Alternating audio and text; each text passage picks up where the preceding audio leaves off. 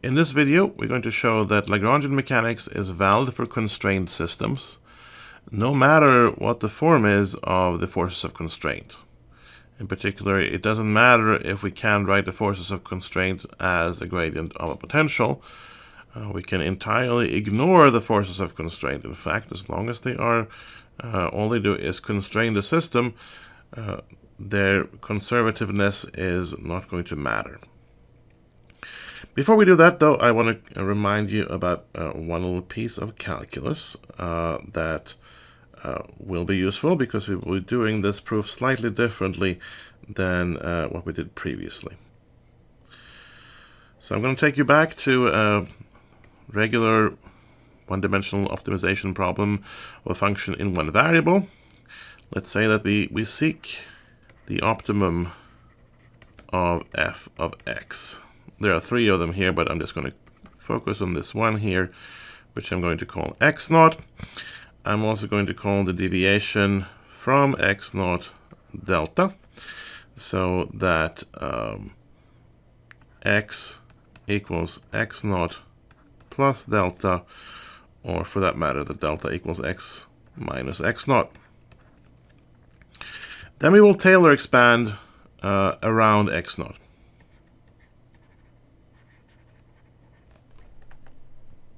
So if we write down f at some point x, that is f at x naught plus f prime at x naught times x minus x naught.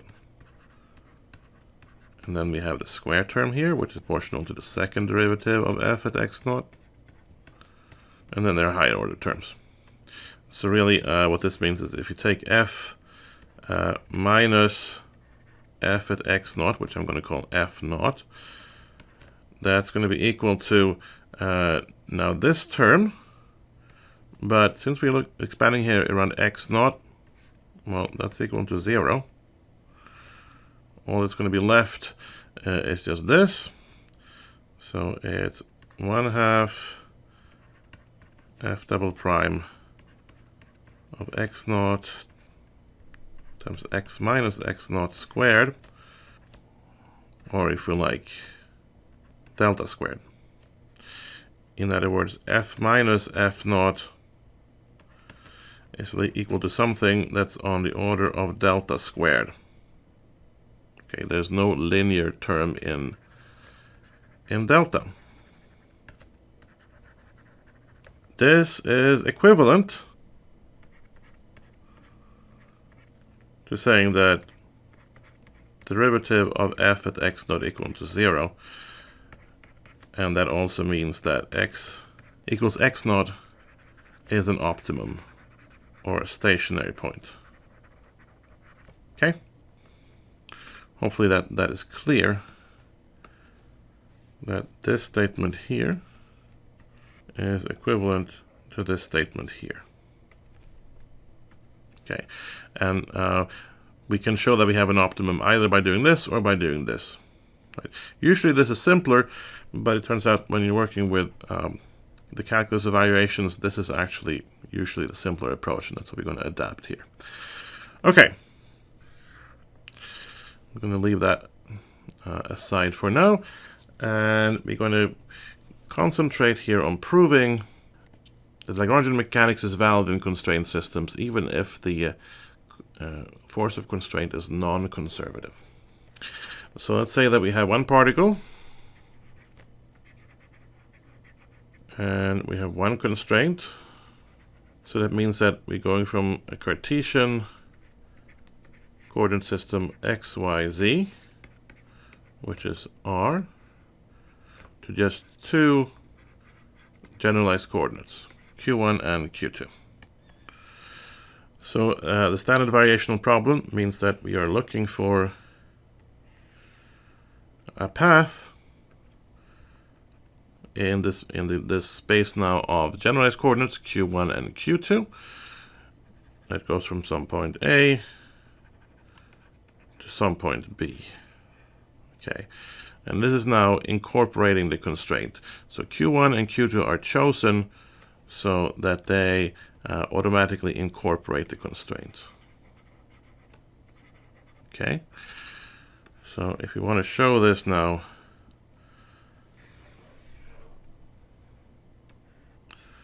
that means that if you look, for instance, in x and y, the constraint could look as some curve that we are bound to. Q1 could, for instance, be the variable that tells where along this curve you are. So to be concrete, this system could, for instance, be that of a pendulum, but when it's free to swing both in x and y, so that the pendulum bob can move in 3 dimensions, x, y, and z. But because of the constraint imposed by the constant length of the pendulum, you have 2 generalized coordinates required to describe it. There are only 2 degrees of freedom. And those coordinates in that case would, for instance, be the 2 angles that the pendulum form with the vertical. Okay, so that would be one example of a system like this. Now, just like we did before when we dealt with calculus of variations, we're going to say that working in Cartesian coordinates, r of t is the correct path. And we will have some variation around that path, so that we have some capital R of t, which is equal to the little r of t plus the variation, which is a vector epsilon of t. That's the variation. And you might write that sometimes as delta r. In this plot then, this black curve here might be r of t, and then we might have some variation from it. That's r of t. This slightly wrong curve. But they're both chosen so that they are, both r and t are chosen so that they conform to the constraints. Right.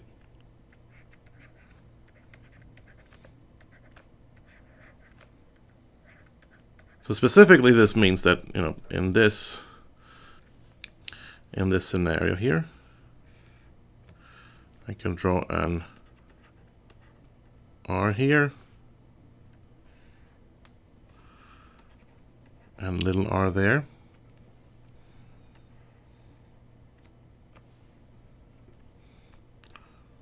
And this would then be epsilon that connects the two. If we color code this,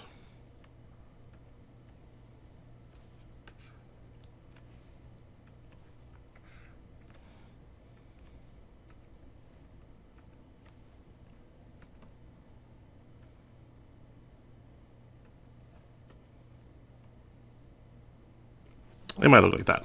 Okay, so red for the wrong curve, blue for the right curve, and epsilon is the epsilon in origin here is the variation. So the important part here now is that all these vectors are on the curve of constraint, and we have 2 kinds of forces that are acting.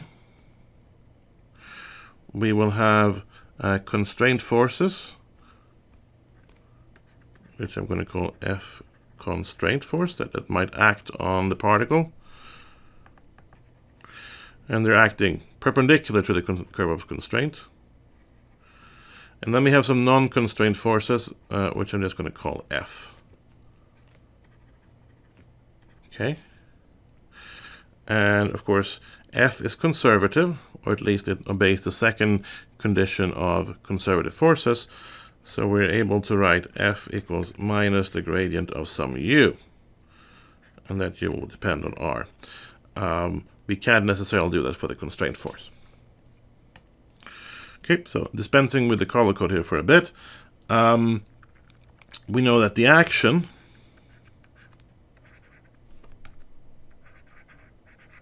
which I'm going to write as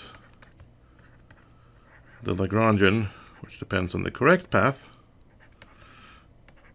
that should be stationary. At least it should be if everything is working correctly.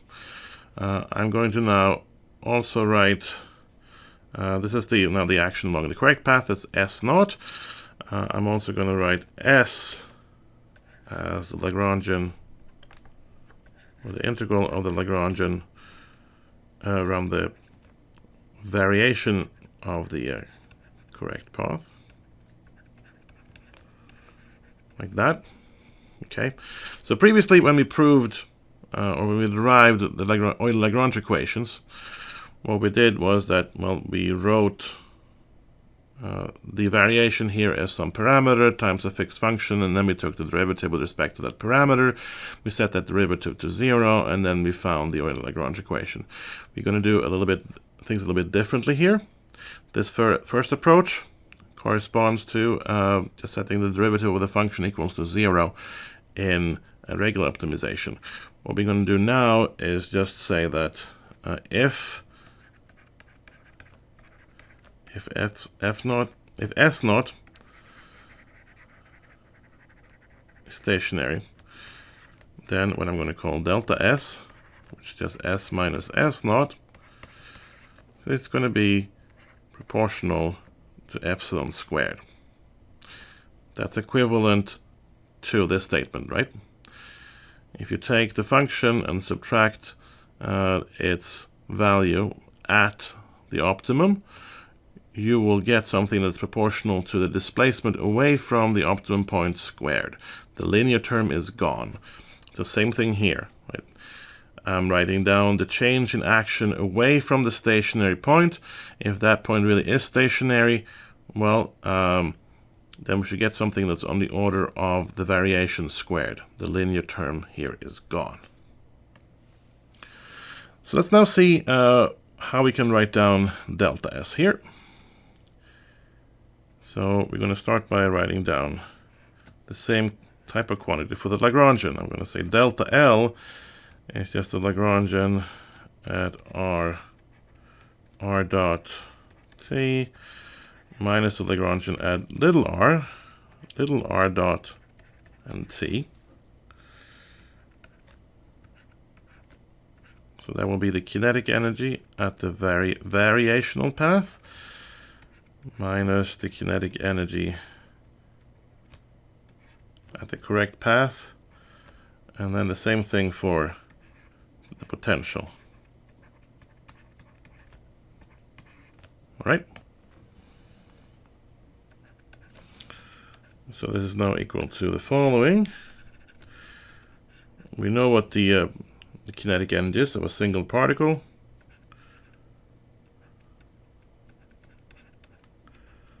It's just the velocity vector squared times 1/2 m.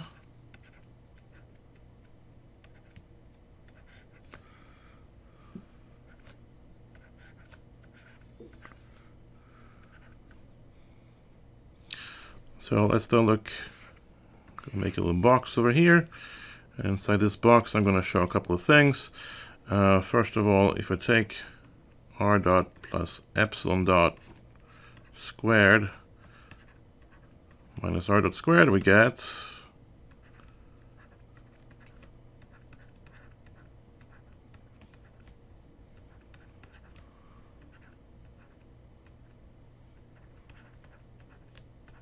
and we're also going to be able to neglect epsilon dot squared because we're dealing here with small variations from the correct path, so we can ignore that.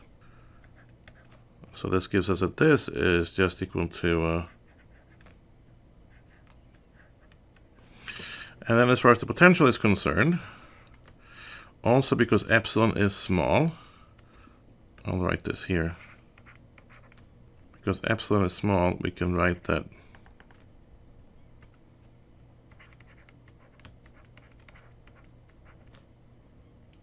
okay, if this is seems unclear, ask me in class, but this is something you should be able to derive on your own. Essentially, this is just a differential, and a differential in multiple dimensions is going to be just the differential times the gradient there. Okay, so this becomes equal to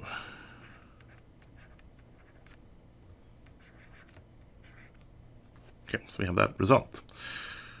Okay, now we can write down the delta S defined like this.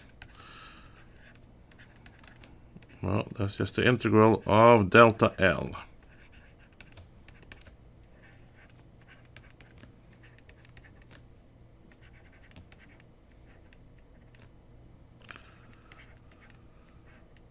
And then we can play the same integration by parts trick as we did before on this term here. Just very briefly.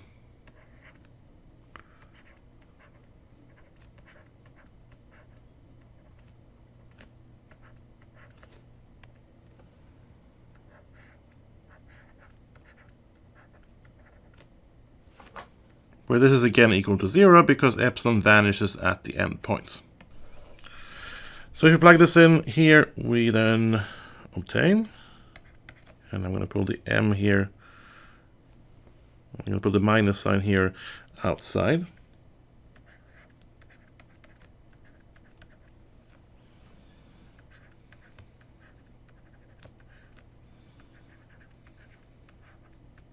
Now, just to be clear, what we've already done here is we've thrown away any term that is squared in epsilon. We did it here, and we did it here. So it looks now like this is linear in epsilon, but if S is stationary, then this delta S here should be 0 because we have something on the order of epsilon squared, which we tossed away. Okay, now we're going to apply Newton's second law. Newton's second law, as we know, is equivalent to Hamilton's principle. So if Newton's second law is plugged into here and Hamilton's principle is valid, then we should get that this is 0 automatically. So here we have m times the acceleration. mr double dot, that's the acceleration. That's a total force. But we have two forces. We have the non-constrained forces, and then we have the constrained forces. Now, we're not able to write the constrained forces as the gradient of a potential, but we can do that with F. So this is minus delta U plus F constraint. Okay. This is our little intermediate result there.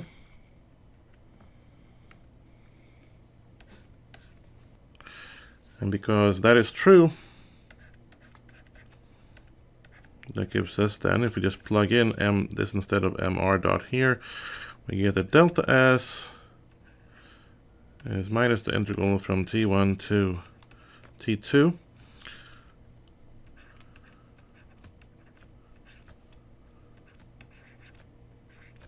Keep this r dot term here just for fun, and this clearly cancel.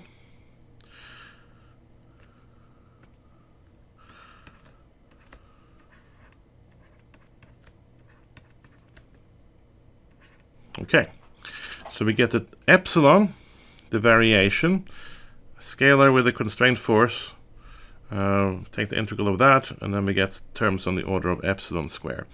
Now let's go back to our original graph here. We said that the constrained forces, they're going to be perpendicular to the direction of the constraint. They basically force the system to lie on this line, so they're going to be perpendicular to it. Epsilon, if the difference between r and r dot, little r and big R is small, epsilon is also going to be in the line of the constraint. So we can see from this, right, that the scalar product of epsilon with the constraint force should be 0, right, just from looking at this geometrically. So that means this is 0. So delta S is on the order of epsilon squared. In other words, S naught is stationary. So this gives us that Lagrange's method is valid here. If S is stationary, then we can write down Lagrange's equations. However, Hamilton's principle here is valid only with respect to variations that are consistent with the constraint.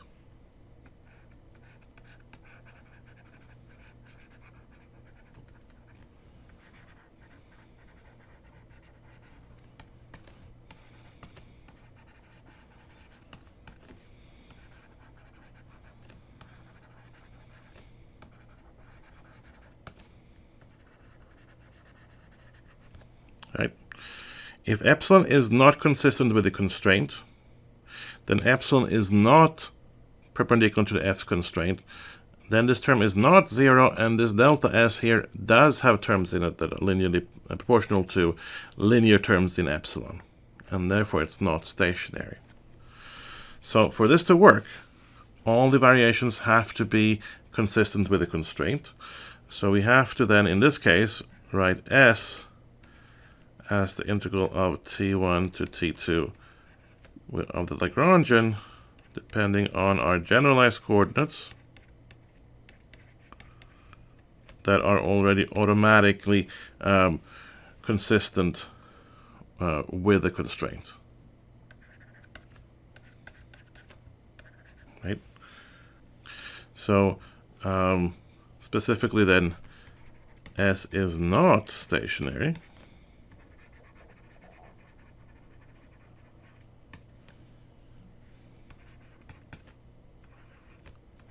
If the Lagrangian is expressed in Cartesian coordinates, because that would allow for variations off of the constraints. And this gives us now two Lagrange equations.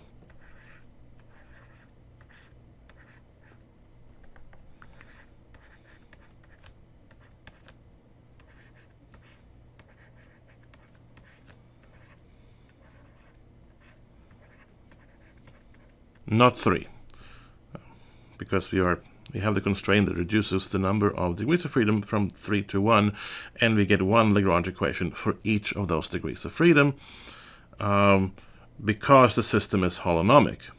If the system were not holonomic, then we would have more, then we would require more than two variables here, and we couldn't find an epsilon that were consistent with the constraint, and this whole argument would fall apart.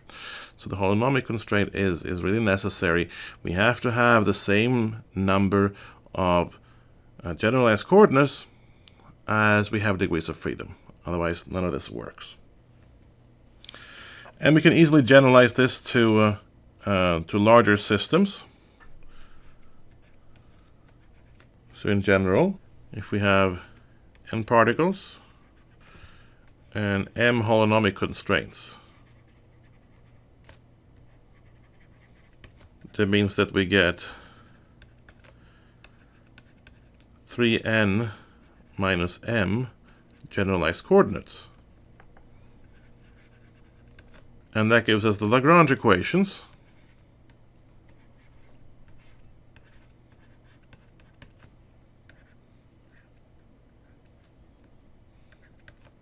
So those are the generalized coordinates. One little problem here. This goes to capital N. There are capital N particles. So then we get little n Lagrange equations.